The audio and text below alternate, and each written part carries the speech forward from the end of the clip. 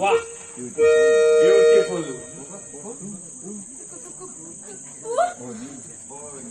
होय मी चल राणी, मी तुला न्यायला आलोय. हलकटा, असं बोलायला तुला लाज वाटत नाही? लाज ती मी कधीच कोळून प्यायलो. तू फसवलीस, मला धक्का दिली, माझा अपमान केला. तेव्हा तेव्हा त्या अपमानाचा आज सूड घेणार आहे मी. सोड माझा हात, सोड म्हणते ना. सोड तो, सोड.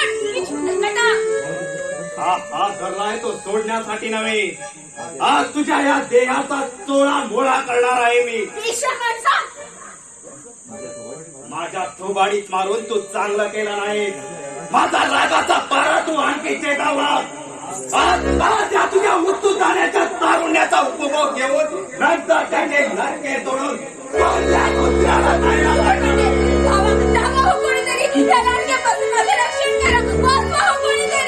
तुझ्या मदतीला आता कोणीच धावून येणार नाही. सर्वांना इथून बाहेर जाताना पाहिलो आणि आलोय मी. आता थोड्याच वेळाने तुझे तिघे भाऊ व आबाद साहेब स्वर्गाची वाट धरतील. तशीच व्यवस्था करून आलोय मी.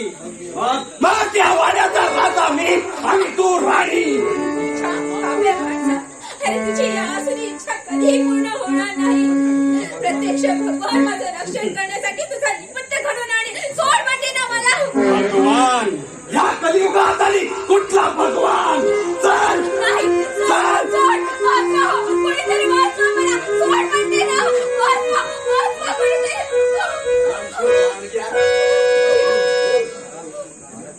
हरामखोर लांडग्या, पाण्यात राहून मगरीशी वैर करतोस. तू रे कोण मला विचारणारा. तुझा बाप भेकडा. घरात कोणी नाही असं पाहून एका हत्याची अभृष्टी खेळायला लाज नाही वाटत तुला? त्यात लाज कसली. देवाने स्त्री आणि पुरुष निर्माण केली तर ती ह्याचसाठी. त्यांच्या जागी तुझी बहीण असती तर हेच केलं असतात का तू? विजय ओरडू नकोस. तुला यम सदनाला पोहोचविण्याच्या तयारीने आलोय मी. तुझा जीव तुला हवा असेल तर निघून जायचो.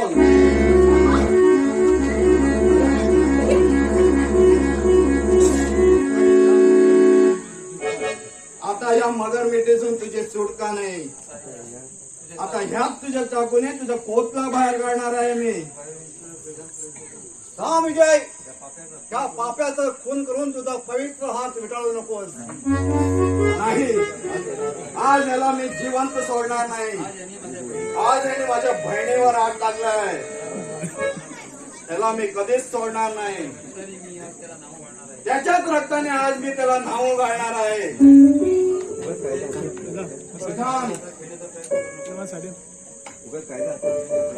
उगाच कायदा हातात घेण्याचा प्रयत्न करू नको. त्यांच्या पापाचे घडे आता भरले आहेत. आज मी याला अटक करून तुरुंगात पडवणार आहे. किंवा भेडे घालायला.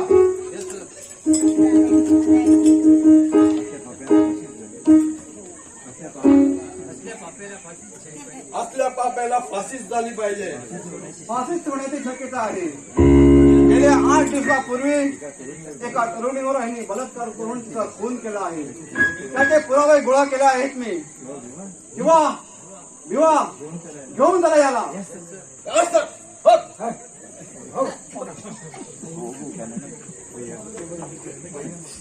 भैया, तू अगदी वेळेवर आलास. नाहीतर मी. अगं, काहीच चाललं नसतं. त्या सर्व साक्षी परमेश्वरावर श्रद्धा ठेवली की आपोआप सगळं सुरळीत पार पडतं. रेश्मा, येतो मी.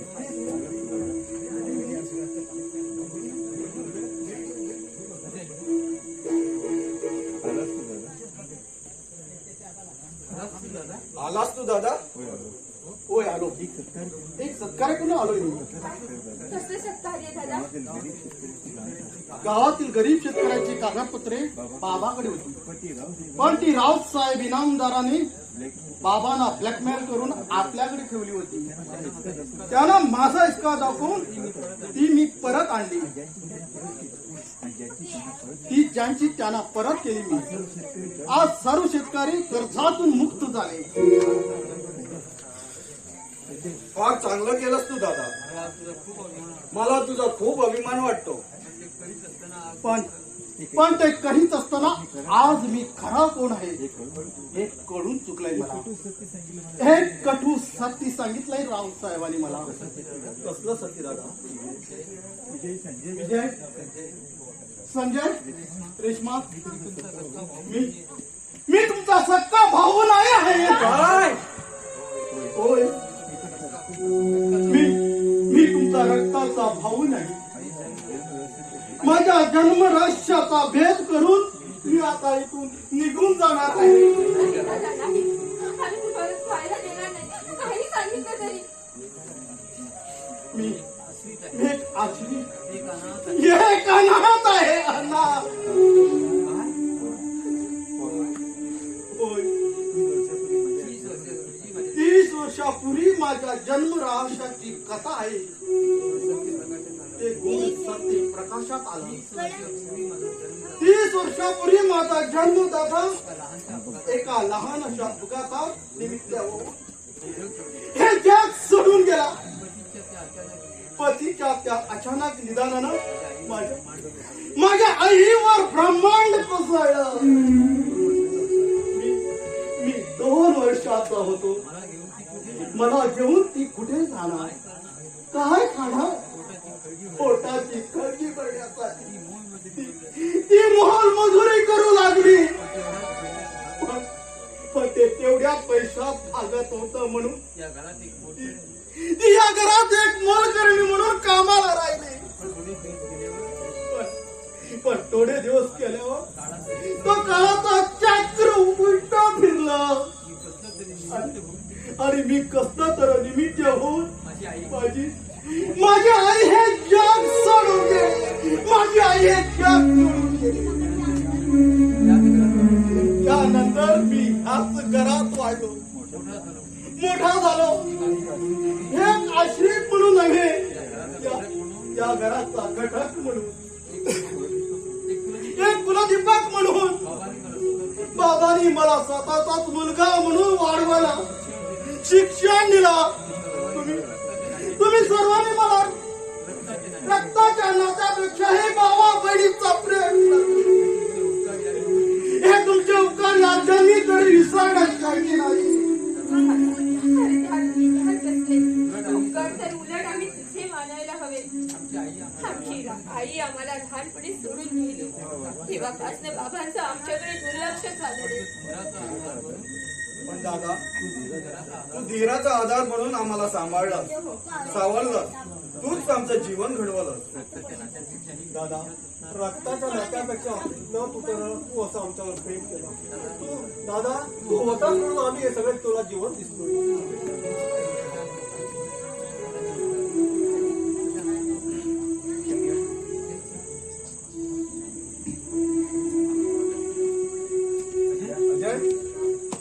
संजय, बाहेर जीप मध्ये आबासाहेब जखमी अवस्थेत आहेत. आम्ही हॉस्पिटलमध्ये घेऊन आणलं काय, पण गंभीर स्थितीत आहे. त्याला घेऊन या.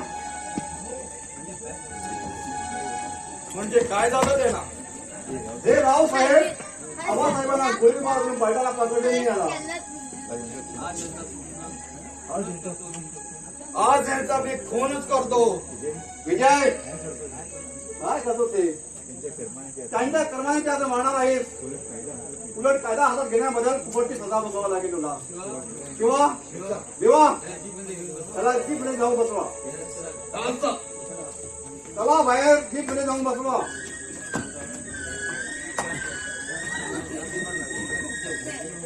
प्रशांत, बाबांना जास्त मार लागला काय? त्यांच्या कोर्टात गोळी बसून त्याला अधिक रक्तस्राव झाल्यामुळे फार गंभीर झालं ते.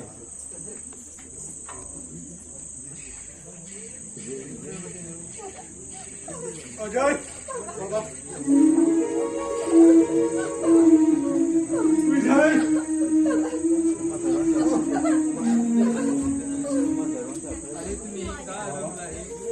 तुम्ही हे काय आरोपला? मला काही सोडणार नाही. अजय, विजय,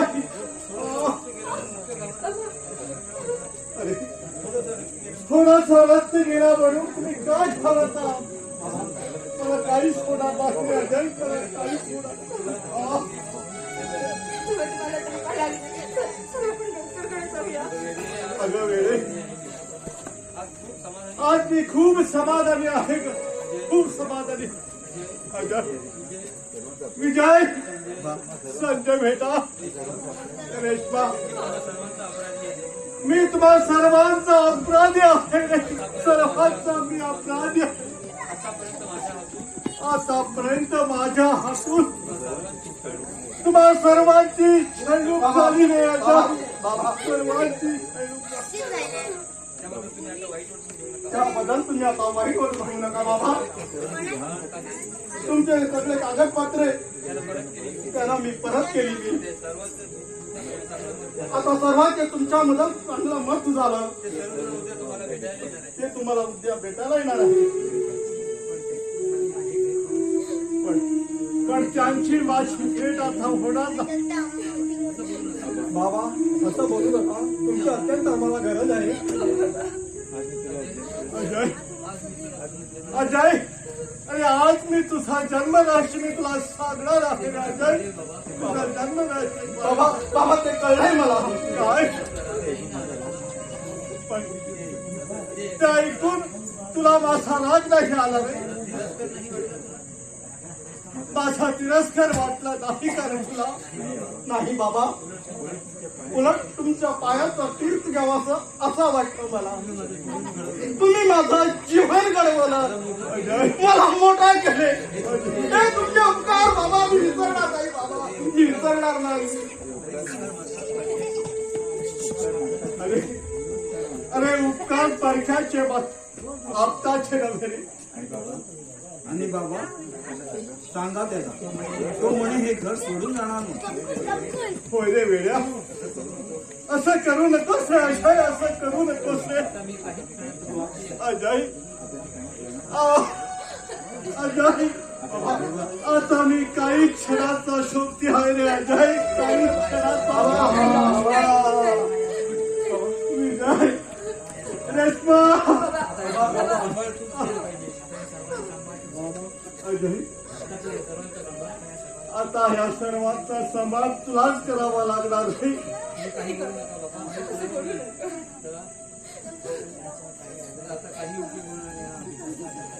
त्याचा आता काहीच उपयोग नाही. माझ्या रेशनाचं त्या इन्स्पेक्टर साहेबांची थाटाने लग्न करून द्या. आणि अजय तुला पण आता लग्न करायला हवं रे. तुला पण लग्न करायला हवं. बाबा मी केलेल्या चुका तुम्हाला सर्वांनी सुधारला पाहिजे.